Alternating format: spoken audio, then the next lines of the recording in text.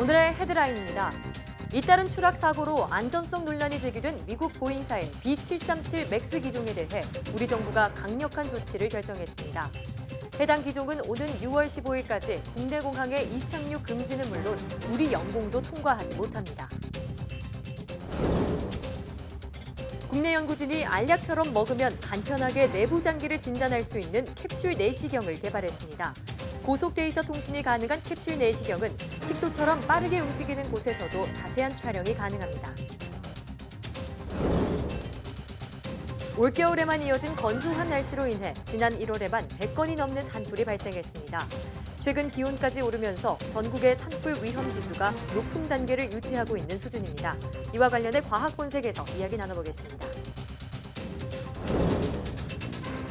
소리를 인식하는 마이크와 소리를 들려주는 스피커는 스마트폰 등 각종 전자기기의 필수 기능 중 하나가 되는데요. 마이크와 스피커는 어떻게 소리를 인식하고 재생할 수 있는 걸까요? 궁금한 S에서 알려드립니다.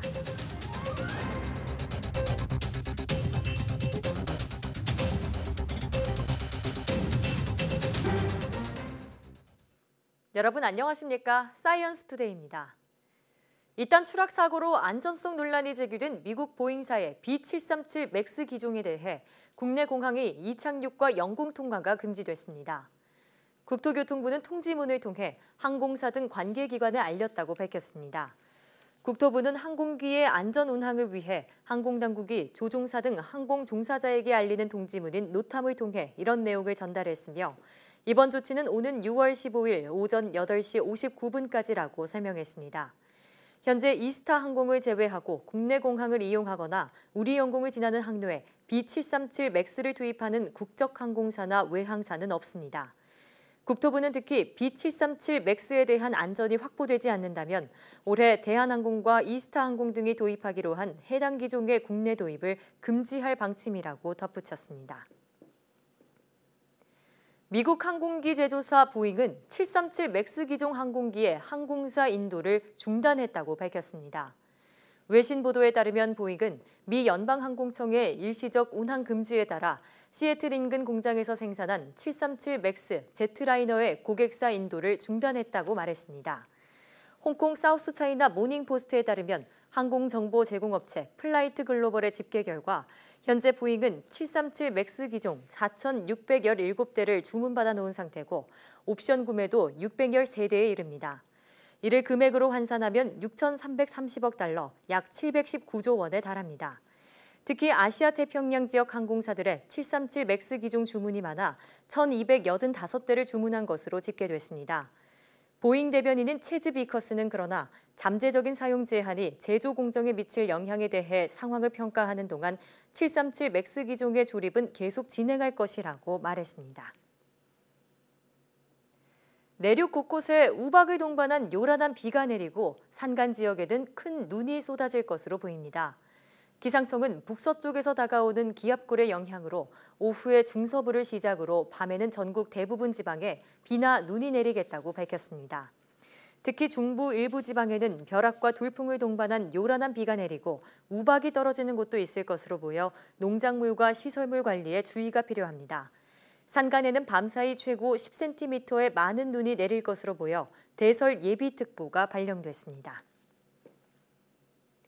건강검진을 할 때 위내시경은 구역질과 트림을 유발하면서 고통스러운 경우가 많은데요.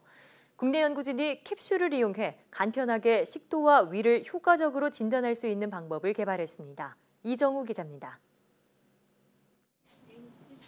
유선 내시경은 재사용에 의한 교차 감염 우려와 이물감이나 공기 주입으로 인한 복부 불편감 등이 있어 검진을 어렵게 하고 있습니다. 이런 단점을 보완하고 식도와 위에 대한 검사를 정확하면서도 편안하게 받을 수 있는 캡슐 내시경이 우리 기술로 개발됐습니다. 인체통신 기술을 활용해 기존 캡슐 내시경 영상 전송 속도보다 4배 빠른 초당 24장의 고속 전송이 가능합니다. 속도가 빨라져서 식도처럼 빠르게 움직이는 곳을 촬영할 수 있게 되었고요. 위 같은 경우에는 캡슐을 자석으로 제어하면서 자세를 바꿔가면서 검진할 수 있게 되었습니다. 캡슐의 크기는 두께 1cm, 길이 3.1cm. 내부에 LED 램프, 전후방 카메라, 배터리, 자석 등으로 구성돼 송신기 역할을 합니다. 촬영 영상은 몸에 붙이는 전극 또는 벨트 타입의 수신부를 통해 체외에 있는 휴대전화 크기의 수신기로 전송되고 저장됩니다. 유선 내시경의 단점을 보완한 이 기술은 국내는 물론 먼저 중국과 유럽 시장을 겨냥하고 있습니다. 위장질환의 발병률이 가장 높은 중국과 식도질환 발병률이 높은 영국과 유럽 등을 우선 공략할 계획입니다. 기존 제품 같은 경우에는 MRI 타입으로 굉장히 덩치가 큰 제품입니다. 근데 저희 제품 같은 경우에는 핸드헬드 타입으로 휴대가 간편하고 의사분들이 조작이 간편한 그러한 제품으로 기존 제품과 경쟁력을 가지고 있다고 생각합니다. 캡슐 내시경 세계 시장 규모는 매년 10% 정도씩 수요가 증가해 2022년에는 1조 원대를 넘어설 것이라는 전망이 나왔습니다. YTN 이정우입니다. 하루에 11시간 이상 일하는 남성은 7시간에서 9시간 일하는 남성보다 심근경색 발병 가능성이 1.6배 높다는 일본 연구진의 조사 결과가 나왔습니다. 일본 국립암연구센터와 오사카대 공동연구팀은 일본에 사는 40, 50대 남성 15,000명을 20년간 추적 조사한 결과 이같이 나타났다고 밝혔습니다. 조사 결과 장시간 노동에 의한 심근경색 발병 위험은 50대와 회사원들 사이에서 특히 높았습니다. 조사 시점에 50대였던 남성만 보면 11시간 이상 일하는 남성의 심근경색 발병 위험은 7시간에서 9시간 일하는 남성보다 2.6배나 높았습니다. 직종을 회사원으로 한정할 경우엔 11시간 이상 근로한 남성의 발병률이 7시간에서 9시간 근로한 남성보다 2.1배 높았습니다. 연구팀은 회사원과 50세 이상 남성의 경우 피로 회복에 불충분하거나 정신적인 스트레스를 많이 받아 장시간 노동에 의한 심근경색 발병률이 높은 것으로 분석했습니다. 전 세계 학생들이 어른들에게 기후변화에 대한 대응을 촉구하며 등교 거부 시위에 나섰습니다. 이번 시위의 공식 명칭은 미래를 위한 등교 거부 기후변화 시위로 우리 시각으로 오늘 오전 8시에 뉴질랜드의 수도 웰링턴에서 가장 먼저 시작됐고 오늘 하루 동안 1000여 개 도시에서 이어질 예정입니다. 한국의 청소년 300여 명도 서울과 경남 김해에서 시위에 동참하는 것으로 알려졌습니다. 이 같은 등교 거부 운동은 지난해 스웨덴 학생 그레타 툰버그가 기후변화 대응을 촉구하면서 3주간은 매일, 이후엔 금요일마다 학교에 가지 않고 스톡홀름 의사당 앞에서 1인 시위를 벌인 것이 계기가 됐습니다. 도로변 곳곳에 소음을 막기 위해 투명한 방음벽이 설치되어 있습니다. 그런데 새들이 방음벽이 있는지 모르고 부딪혀서 죽는 경우가 많아 대책이 시급합니다. 황선욱 기자가 보도합니다. 경기도 고양시의 도로변에 있는 투명 방음벽입니다. 방음벽 바로 아래 흩어진 깃털과 함께 비둘기가 죽은 흔적이 남아 있습니다. 새들에게 이런 투명한 방음벽은 위험하기 짝이 없습니다. 새들이 투명창을 개방된 공간으로 인식하는 데다 눈이 머리 옆에 있어서 정면의 장애물과의 거리를 분석하는 능력이 떨어지기 때문입니다. 지금 투명하기 때문에 바로 새들이 통과를 하는 거예요. 그냥 그 유리벽인지 모르고. 그래서 이제 스트라이크가 일어나서 저기서 부딪혀서 죽게 되는 거죠. 그냥. 실제 환경부와 국립생태과학원이 전국의 투명 방음벽과 건물 유리창 56곳을 조사한 결과 378마리의 조류 폐사체가 발견됐습니다. 폐사한 조류는 비둘기 등 소형 터새가 대부분이며 연간 800만 마리가 충돌 사고로 죽는 것으로 추정된다고 환경부는 밝혔습니다. 충돌 사고를 막기 위해선 투명 방음벽을 줄이는 게 최선입니다. 어쩔 수 없이 투명 방음벽을 설치할 경우에는 일정 간격의 무늬를 적용하는 것이 좋습니다. 유리창에 사람의 손바닥보다 더 큰 공간이 있게 되면 충돌이 일어납니다. 그래서 되도록이면은 줄이나 점들이 5cm와 10cm 간격 이하로 찢혀져 있도록 만드는 게. 흔히 독수리나 매 등 맹금류 스티커를 붙여놓기도 하지만 새들이 가짜라는 걸 금방 알아차리기 때문에 효과가 없습니다.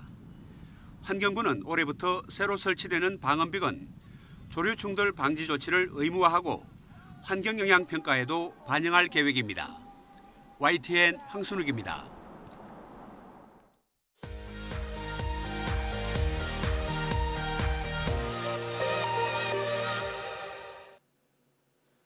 화제의 뉴스를 골라 과학 기자의 시선으로 분석하는 과학 본색 시간입니다. 오늘은 이동은 기자와 함께합니다. 어서 오세요. 안녕하세요. 네, 오늘은 어떤 이야기부터 나눠볼까요? 네, 최근 들어서 이 산불 소식이 자주 들리고 있습니다. 네, 맞습니다. 며칠 전에도 이 서울 경기 지역에 잇따라 산불이 발생을 하면서 예. 주민들의 우려가 커지기도 했었죠. 네, 저도 그날 재난 문자를 한 2번인가 네, 받은 것 맞아요. 같아요. 위치가 다르더라고요. 네. 자세히 소개해 주시죠. 맞습니다. 이 지난 13일이었는데요. 고양시 덕은동에 산불이 발생하면서 이 예. 가까운 서울 지역까지 이 검은 연기가 퍼져 나가기도 했습니다. 네.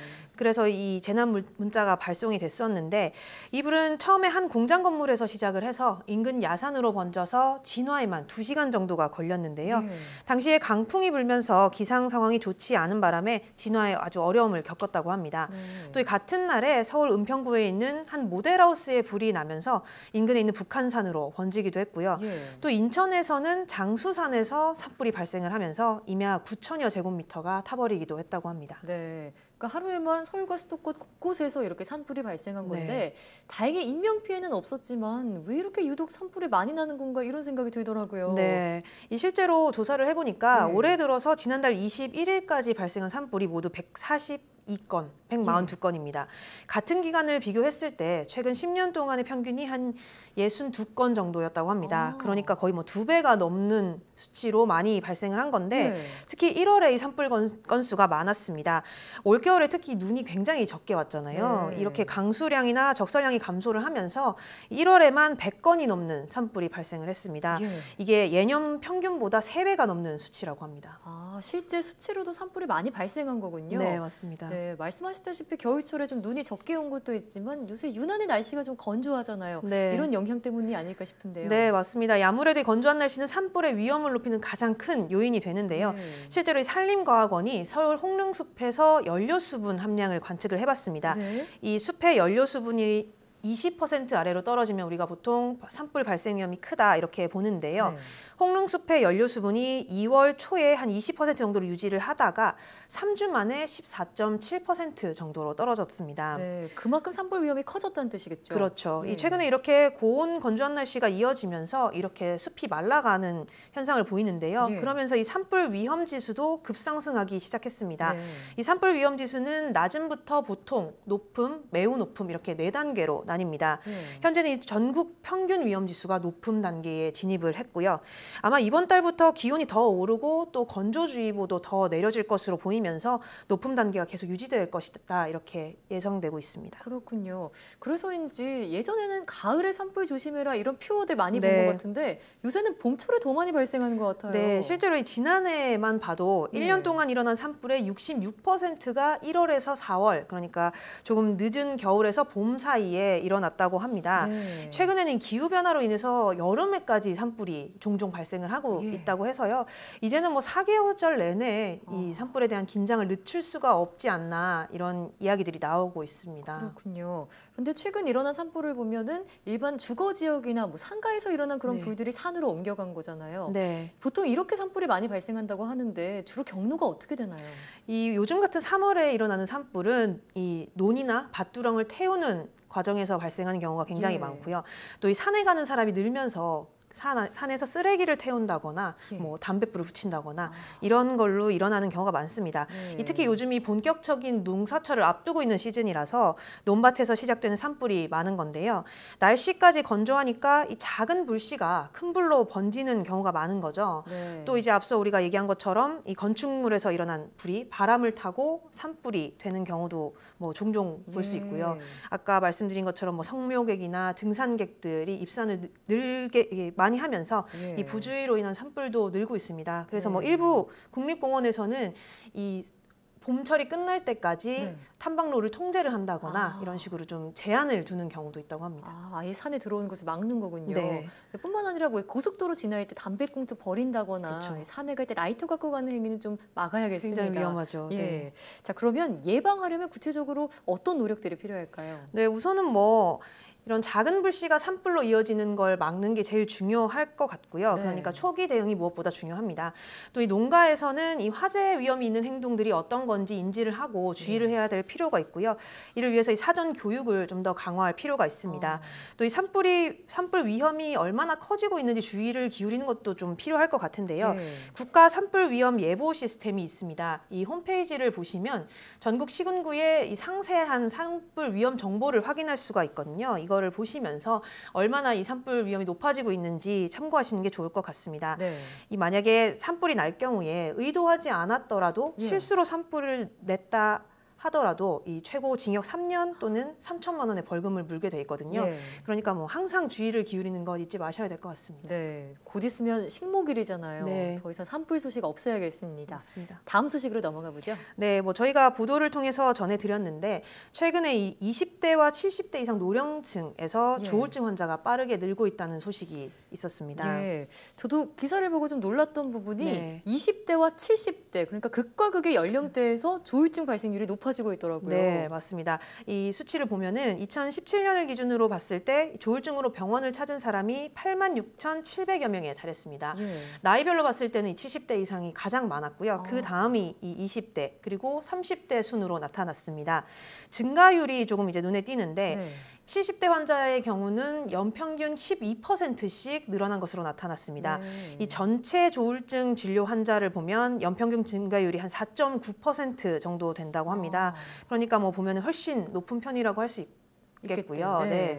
보시면 이 20대의 경우도 조울증으로 진료받은 사람이 연평균 8.3%씩 늘어나면서 증가율이 상당히 높은 편으로 나타났습니다. 네, 자, 그러니까 평균을 훌쩍 뛰어넘는 그런 증가율인데 왜 이렇게 20대와 70대에서 조울증 환자가 늘어나고 있는 걸까요? 네, 우선 뭐 분석하기로는 이 70대의 경우는 노년기에 접어들다 보니까 아무래도 신체 기능이 떨어지게 되고요. 네. 질병이 늘어나게 되니까 조금 이 정신적인 이 고통도 더해지게 되는 거고요. 예. 또 이 죽음에 대한 우려라던가 이런 스트레스가 더 많아지게 되는 겁니다. 네. 이게 조울증의 증상을 더 악화시키게 되는 거고요. 또 20대의 경우는 우리가 흔히 아는 것처럼 이 학업이나 예. 취업 스트레스가 굉장히 크잖아요. 맞습니다. 이렇게 이 극단적인 경쟁 상황에 항상 놓여 있다 보니까 이 환자가 늘어나는 게 아닌가 이렇게 전문가들은 보고 있습니다. 네, 그러니까 결국엔 스트레스가 하나의 원인일 수 있겠다라는 말씀이고요. 자, 보통 이 조울증 하면 극단적인 감정이 번갈아가며 나타나는 증상이다 네. 이렇게 대략적으로 알고 있는데요. 자세히 설명해 주시죠. 네, 이 조울증을 양극성 장애라고 부릅니다. 예. 말 그대로 이 흥분 상태인 조증과 이 우울하고 불안감을 느끼게 되는 우울증, 이 두 증상이 번갈아가면서 나타나는 질환인데요. 네. 기분이 좋을 때는 굉장히 쉽게 흥분하고 또 밤을 새워도 피로하지 않을 정도로 굉장히 흥분이 지속된다고 합니다. 그러다가 이 우울 증상이 나타나면 만사가 귀찮고 또 작은 일에도 예민하게 반응하고 신경질을 내게 되는 거죠. 특히 이 우울 증상이 심해지면 자살 시도 같이 극단적인 선택을 하게 되기도 합니다. 네. 또 우리가 이렇게 수시로 기분이 들뜨다가 가라앉기도 하고 보통 이 감정 기복이 좀 심하잖아요. 맞아요. 그런데 이런 조울증 환자의 경우는 감정이 이렇게 극단으로 치달아도 스스로 통제를 못하기 때문에 네. 뭐 대인 관계를 맺는다거나 사회생활을 하는데 어려움이 있을 수밖에 없습니다. 예, 그러니까 자기 스스로 이 감정을 통제하지 못해서 조울증 진단을 받게 되는 경우에 어떻게 치료할 수 있을까요? 네, 우선은 뭐 약물 치료와 심리 치료를 둘 다 병행하는 게 좋은데요. 예. 우선 이 뇌 속 신경 전달 물질의 균형을 바로 잡는 게 중요합니다. 그렇게 해서 이 스스로 감정을 조절할 수 있도록 어느 기간 동안은 일정 기간 동안 약물을 복용을 하고요. 예. 여기 이제 면담과 같이 심리 치료를 함께 진행을 합니다. 네. 이 특히 조울증과 같은 정신질환 환자의 경우는 숫자로 우리가 알고 있는 것보다 실제 환자 수가 훨씬 많다고 추정을 합니다. 네. 아무래도 이 정신질환에 대한 부정적인 인식이 많기 때문에 병원을 찾지 않는 경우가 많다고 하는데요. 아, 예. 그런데 이 한 번 진단을 받고 치료를 마치고 나면 조울증은 재발 빈도가 굉장히 낮은 편이라고 합니다. 그러니까 뭐 증상이 조금 의심된다거나 내가 조금 이상한 것 같다 혹은 예. 주변에서 봤을 때 조금 이상한 것 같다 네. 증상이 있는 것 같다 하면 바로 전문의를 찾아서 진단을 받는 게 좋을 것 같습니다. 네, 공식적인 집계에 잡히지 않은 환자들도 그렇게 많다고 하니까 네. 이 정신질환을 갖고 있는 환자를 바라보는 우리 사회 시각도 바뀔 필요가 있겠습니다. 오늘 말씀 잘 들었습니다.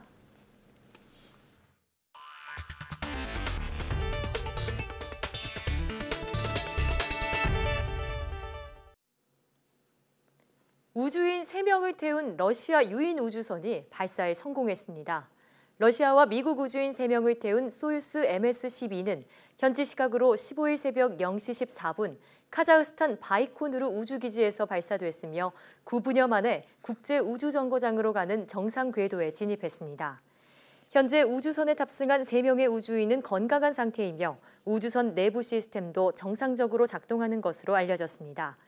이들 우주인은 앞으로 6개월 동안 국제우주정거장 ISS에 머물면서 생물과 생명공학, 지구과학 등에 관한 연구를 수행할 예정입니다.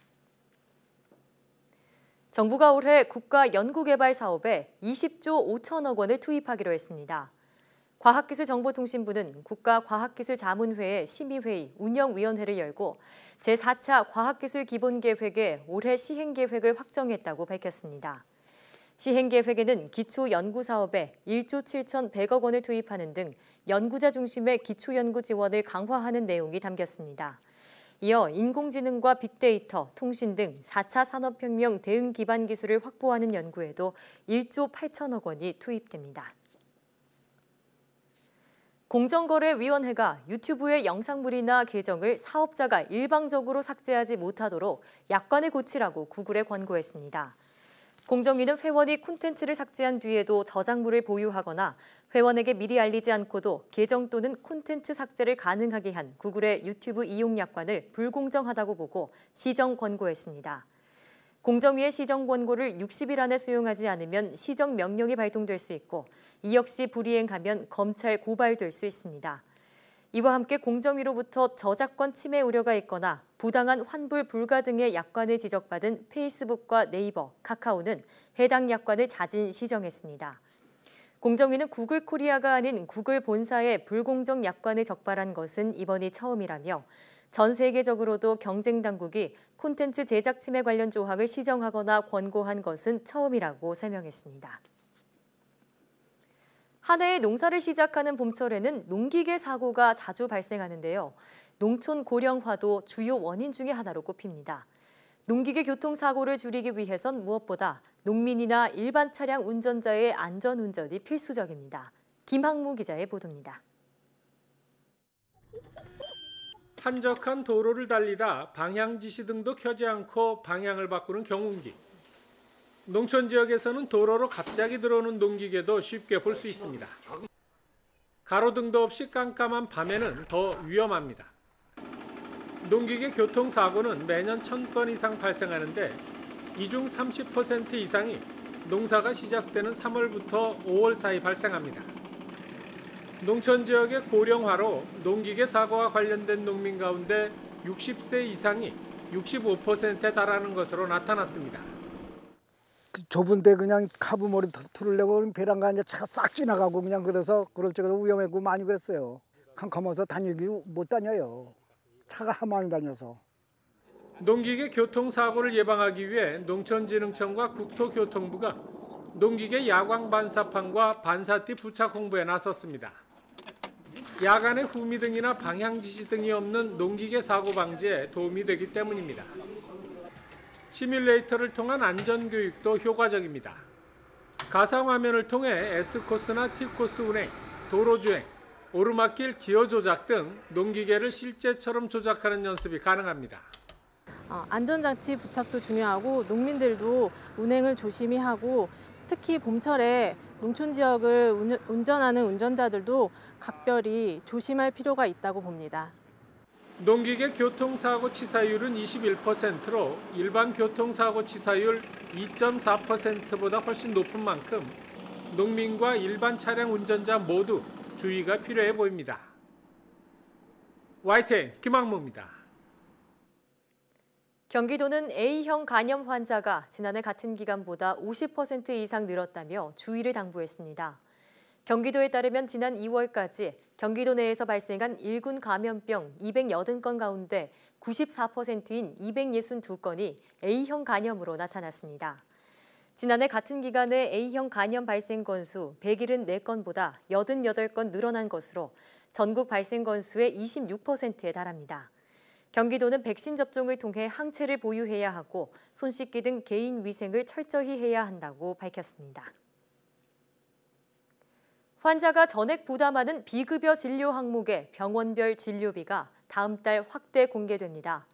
건강보험심사평가원은 다음 달부터 홈페이지와 모바일 앱 등으로 일반에 공개하는 비급여 진료 비용 항목을 207개에서 340개로 확대한다고 밝혔습니다.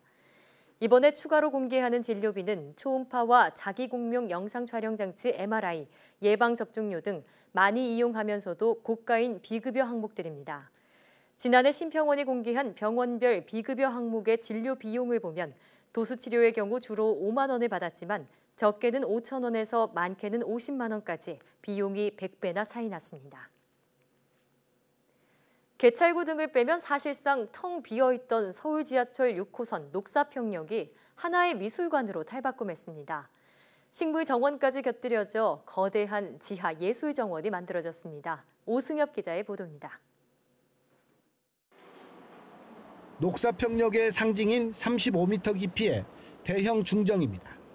실내 벽면에 커튼처럼 드리워진 얇은 금속 재질이 위에서 쏟아져 내리는 햇빛을 만나 현란한 춤사위를 펼칩니다. 지하 2층에 개찰구가 있다 보니 그냥 지나쳤던 지하 4층 대기실에는 숲을 주제로 한 작품들이 기다립니다. 녹색 식물 터널에 들어서고 소나무 숲길을 걷는 것 같은 느낌을 줍니다. 600여 개 식물이 자라는 식물정원도 만들어졌습니다. 녹사평역이 다른 역에 비해서 되게 긴 편인데 밑에 이렇게 정원같이 꾸며놔서 조금 볼 게 많아져서 재밌었다고 생각했어요. 환하고 좋아. 예. 예. 조경도 잘 해놨어. 저 의외로도 잘 해놨더라고. 가장 아래쪽인 지하 5층 승차장도 부드럽고 따뜻한 느낌의 미술품이 눈길을 사로잡습니다. 지하 1층에서 5층으로 내려가는 과정이 빛과 숲, 땅이라는 층별 주제로 자연스럽게 연결된 겁니다. 지난 2000년 문을 연 이 역은 서울시청 이전 계획이 무산되면서 사실상 방치됐습니다. 그동안은 이게 마치 숨겨진 보물처럼 그래서 녹슬고 빛이 발이 있었는데 이번 우리 예술 프로젝트로 다시 살아나게 된 것 같습니다. 서울시는 지하 예술정원 개장에 발맞춰 용산공원 갤러리까지 주변을 둘러보는 녹사평 산책도 시작했습니다. YTN 오승엽입니다.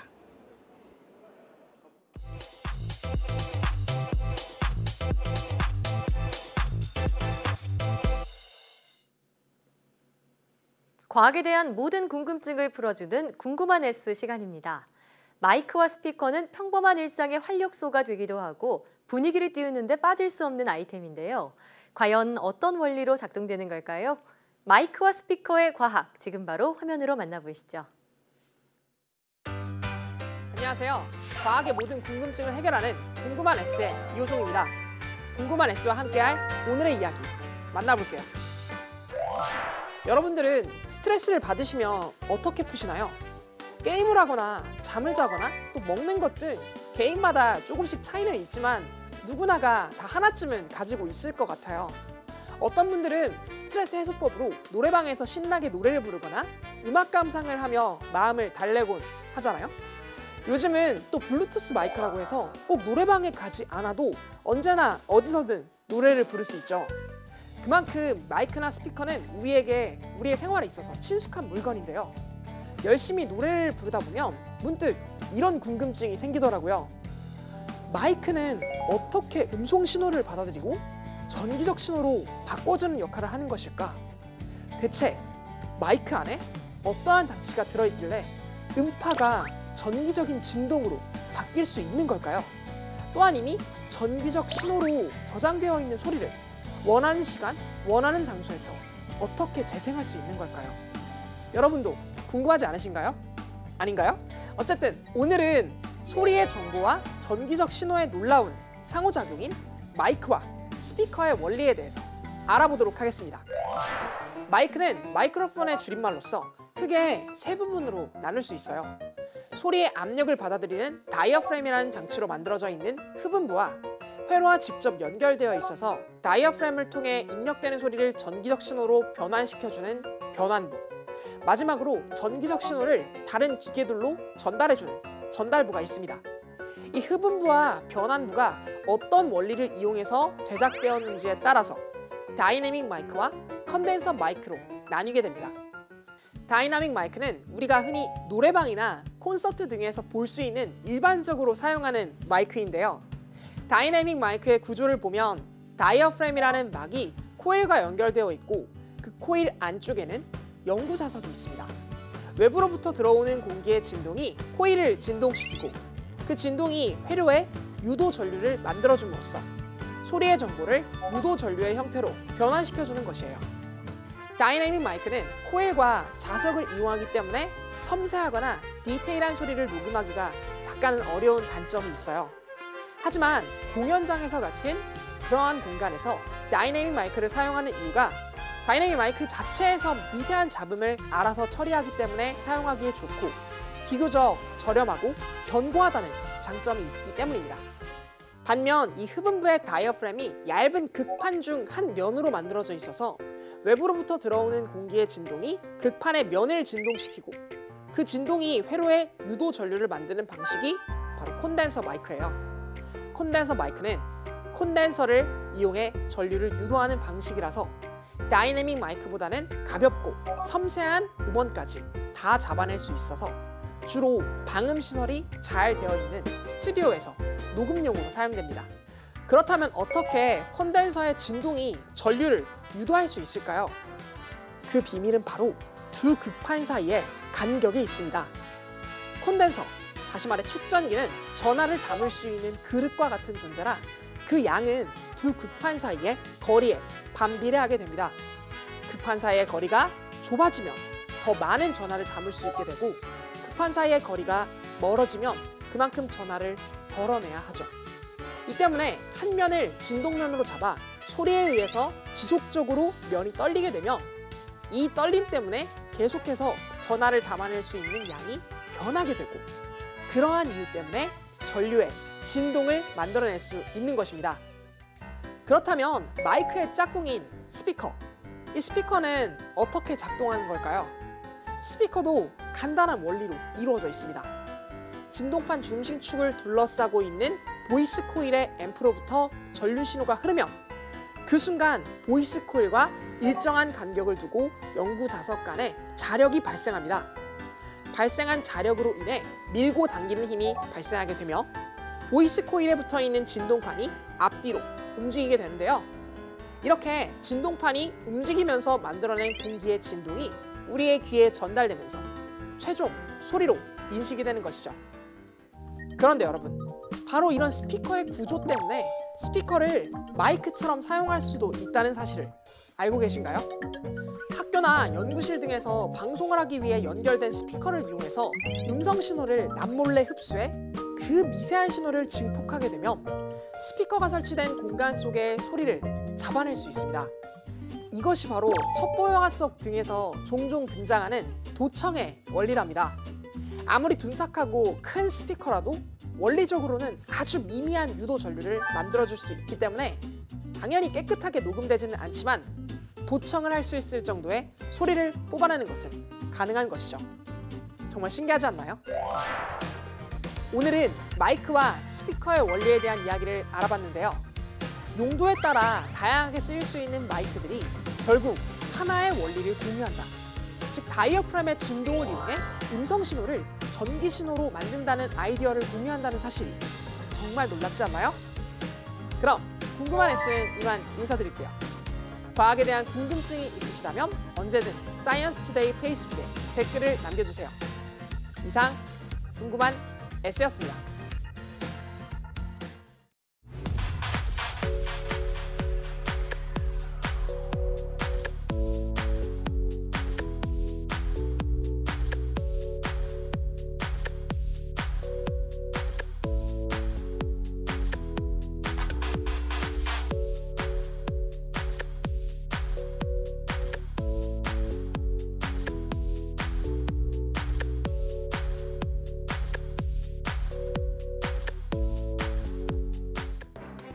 조울증은 증상이 심해지면 극단적인 선택을 할 수 있는 만큼 가족들의 세심한 관찰이 중요합니다.